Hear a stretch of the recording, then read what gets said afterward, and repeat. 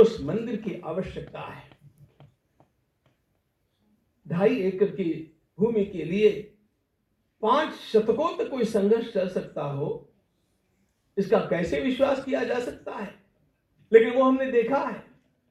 और वहां पर 3 लाख से अधिक लोगों ने अपने प्राणों का समर्पण कर दिया। इतना क्या था वहां पर? सारे भारत की आत्मा वहां पर जुड़ी हुई है। और इसलिए यह युद्ध, यह संघर्ष, यह केवल जमीन के टुकड़े के लिए संघर्ष नहीं था, यह आस्था के संरक्षण के लिए संघर्ष था।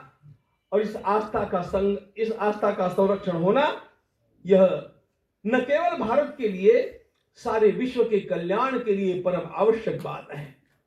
क्योंकि विश्व का कल्याण होना होगा तो भारत को समर्थ होना चाहिए, और भारत को समर्थ होना होगा तो हिंदुत्व को पुष्ट होना चाहिए, और हिंदुत्व को पुष्ट होने के लिए भगवान श्री राम सबसे बड़ा आलम्बन आज है।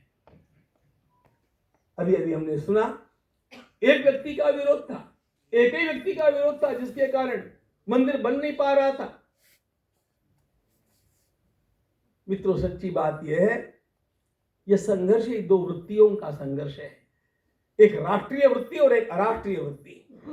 वास्तव में मैं आपको विश्वास के साथ बतलाता हूं, क्योंकि मैंने इस संपूर्ण कार्य में 1984 के समय जुड़ करके और अब तक जो कुछ काम और जो प्रवास किया है, भारत का सामान्य मुसलमान इस मंदिर के विरोध में नहीं था, पहले से नहीं था। लेकिन ऐसी वृत्तियां ऊपर से उनके ऊपर ला दी गई कि उनकी मानसिकता को बदल दिया गया। एक बहुत बड़ा षड्यंत्र इस देश के टुकड़े टुकड़े करने के लिए बहुत दिनों से चल रहा है। आपने कभी ब्रेकिंग इंडिया पढ़ा?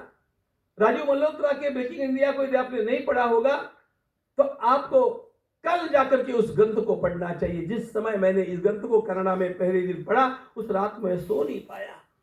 इस देश को टुकड़े टुकड़े में बांटने के लिए जो प्रवृत्तियां काम कर रही है, जिसका नाम आपने लिया, वो उस प्रवृत्ति के मुखिया रहे, उस प्रवृत्ति के सिंबल रहे हैं महाराज। और इसीलिए तो राम जी के मंदिर की बात क्या है, लेकिन सोमनाथ की स्थापना के लिए जब डॉक्टर राजेंद्र प्रसाद जा रहे थे, उस समय उन्होंने ही विरोध किया था, उनको नहीं जाना चाहिए ऐसे कहा था।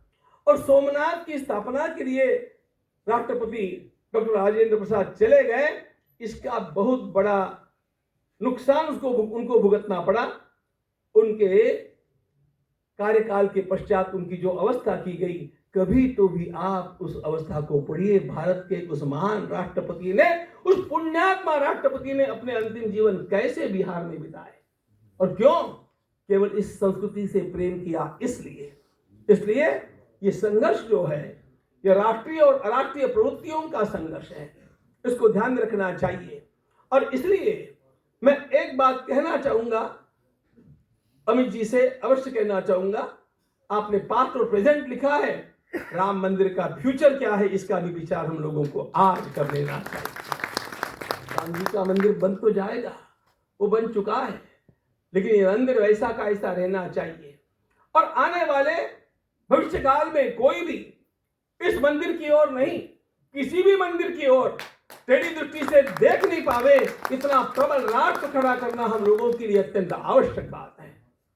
और यह यदि हम नहीं करेंगे तो ध्यान रखना, हमारी पीढ़ी ने इतना बड़ा सौभाग्य पाया, इतना बड़ा सौभाग्य और किसी पीढ़ी ने पीछे नहीं पाया। ध्यान रखना, 370 धारा हट जाएगी, किसने सोचा था?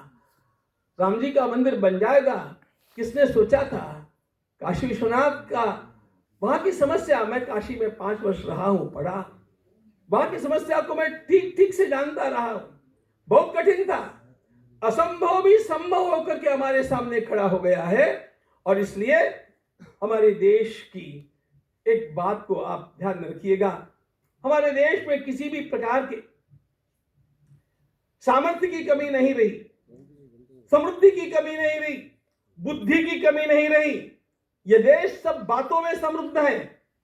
एक लेखक ने बड़े सुंदर शब्दों में कहा था, नासा के जो वैज्ञानिक है उनमें आधे वैज्ञानिक भारत के हैं, लेकिन इसरो में कोई भी अमेरिकन वैज्ञानिक नहीं है। वो असल भारतीय विज्ञान संस्थान है। इसका अर्थ यह है भारत की बुद्धि, भारत की प्रज्ञा, भारत की समृद्धि, भारत का सब कुछ अद्भुत है। लेकिन एक बात में हम लोग पिछड़ रहे थे, हम लोगों के पास अच्छा नेतृत्व नहीं था। परमात्मा ने, काल ने करवट बदली और एक ऐसा नेतृत्व भगवान श्री राम के नाम के कारण खड़ा हो गया जो अब इतिहास को बदलने के लिए मजबूर कर रहा है। इतिहास बदल रहा है और बदलते हुए इतिहास के हम साक्षी है। यह हमारा सौभाग्य है। इसलिए हम लोगों को इस समय का उपयोग करना चाहिए और इस राष्ट्र को प्रतिकार के लिए समर्थ बनाना चाहिए। भगवान श्री राम केवल सज्जन नहीं थे। ध्यान रखना, जीवन में केवल सज्जनता से विजय प्राप्त नहीं होती है। ऋषि मुनि भी सज्जन थे, लेकिन ऋषि मुनियों के लिए भगवान श्री राम को जाना पड़ा। निशिचर ही न करऊ मही, भुज उठाई पन कीन, सकल मुनि न के आश्रम ही, जाई जाई सुख दीन। हम धार्मिक है, इसका अर्थ केवल हम सज्जन है ऐसा करेंगे तो आप पिटते ही जाएंगे। ध्यान रखना। इसलिए केवल सज्जनता नहीं जीतती है। सज्जनता के पीछे शक्ति की आवश्यकता होती है और शक्ति के साथ साथ सक्रियता की आवश्यकता होती है और सक्रियता के साथ साथ सावधानता की आवश्यकता होती है। जहां ये चार बातें इकट्ठी होती है वहां विजय सुनिश्चित होता है। और इसीलिए हिंदू समाज को सज्जन तो रहना ही है। सज्जनता हिंदुत्व का स्थायी भाव है, इसको ध्यान रखना। इसलिए हम हिंदुत्व का अनुवाद हिंदुइज्म ऐसा नहीं करते, हिंदूनेस ऐसा करते हैं। जैसे गुडनेस वैसे हिंदूनेस। इसलिए हम जब हिंदुत्व शब्द का प्रयोग करता हूं उस समय किसी भी पूजा पद्धति की बात मैं नहीं कर रहा हूं। जिनके भीतर यह सह अस्तित्व की भावना है कि मुझे अपनी पूजा पद्धति का तो रक्षण करना है, औरों का भी स्वीकार करना है। साधना नाम अनेकता, उपास्यानाम अनियमः। प्रत्येक व्यक्ति अपनी अपनी धारणा के अनुसार आराधना कर सकता है, लेकिन उसको सात्विक बनना चाहिए, लेकिन उसको सर्वसमावेशक बनना चाहिए। जैसे वो अपने लिए न्याय चाहता है, सबके साथ न्याय उसे करना चाहिए।